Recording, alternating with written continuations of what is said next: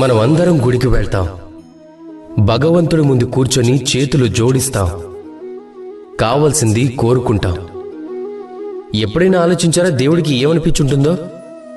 నా భక్తులు నా దగ్గరకు వచ్చేది కోరికలు నెరవేర్చుకోవడానికి కానీ నన్ను కలవడానికి కాదు అని. అందరూ గుడికి వెళ్తారు, తమ తమ కోరికలని దేవుడి ముందు పెడతారు. ఒకవేళ వారి కోరికలు నెరవేరకపోతే నిరాశ చెందుతారు. కనుక ఇకపై ఎప్పుడు గుడికి వెళ్ళినా మీరు భగవంతుడి ముందు కూర్చోండి, నమస్కరించండి, ధన్యవాదాలు చెప్పండి.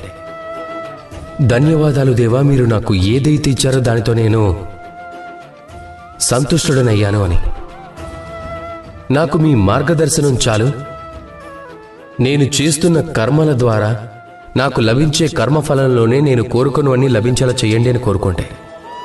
ఒకవేళ కోరుకోవటానికి మాత్రమే గుడికి వెళ్తే మీరు ఆ దేవుడు ముందు ఎంతో చిన్నవారైపోతారు. అలా కాకుండా మీ పనిని మీరు చేసి దైవానికి కృతజ్ఞతలు చెప్పడానికి వెళ్తే మీరు నిజమైన దైవాన్ని చూడగలుగుతారు.